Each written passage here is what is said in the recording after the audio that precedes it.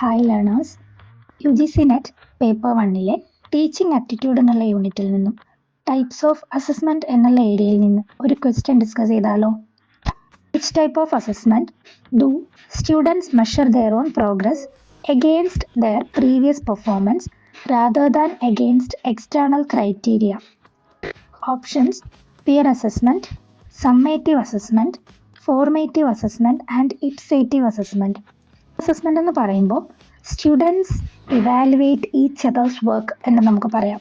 അതായത് വിദ്യാർത്ഥികൾ തമ്മിൽ പരസ്പരം അവരവരുടെ വർക്കുകൾ വിലയിരുത്തുകയും അതിന് വേണ്ടിയിട്ടുള്ള അഭിപ്രായങ്ങൾ പ്രൊവൈഡ് ചെയ്യുകയും ചെയ്യുകയാണ് ചെയ്യുന്നത് പിയർ അസസ്മെന്റിൽ. സമ്മേറ്റീവ് അസസ്മെന്റ് എന്ന് പറയുന്നത് നമ്മളൊരു എൻഡ് ഓഫ് എ ലേണിംഗ് പീരീഡിൽ കുട്ടികളുടെ നോളജ് അല്ലെങ്കിൽ സ്കില്ല് മെഷർ ചെയ്യാൻ വേണ്ടിയിട്ട് യൂസ് ചെയ്യുന്ന ഒരു ടൈപ്പ് ഓഫ് അസസ്മെൻ്റ് ആണ് സമ്മേറ്റീവ് അസസ്മെൻറ്റ്. ലൈക്ക് ഒരു കോഴ്സിൻ്റെ അവസാനം അല്ലെങ്കിൽ ഒരു സ്കൂൾ ഇയറിൻ്റെ അവസാനമൊക്കെ നടത്തുന്ന ഇവാലുവേഷൻ അല്ലെങ്കിൽ അസസ്മെൻറ്റിനെയാണ് നമ്മൾ സമ്മേറ്റീവ് അസസ്മെൻ്റ് എന്ന് പറയുക.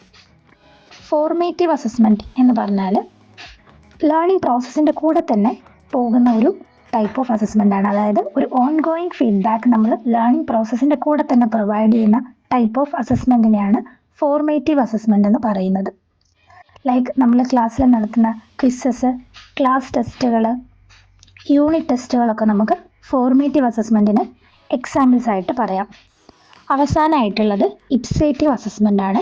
ഇപ്സേറ്റീവ് അസസ്മെൻ്റ് എന്ന് പറഞ്ഞാൽ സ്റ്റുഡൻസിൻ്റെ പ്രോഗ്രസ് മെഷർ ചെയ്യുകയാണ് നമ്മൾ ചെയ്യുന്നത് with their own previous performance ആണ്. അതായത് ഒരു വിദ്യാർത്ഥിനിയുടെ പെർഫോമൻസ് അവരുടെ തന്നെ മുൻപുണ്ടായിരുന്ന പെർഫോമൻസുമായിട്ട് കമ്പയർ ചെയ്തുകൊണ്ട് വിലയിരുത്തുന്നതിനെയാണ് ഇപ്സേറ്റീവ് അസസ്മെൻ്റ് എന്ന് പറയുന്നത്. അപ്പോൾ ഇവിടുത്തെ ആൻസർ എന്ന് പറയുന്നത് ഓപ്ഷൻ ഡി ആണ്, ഇപ്സേറ്റീവ് അസസ്മെൻറ്റ്.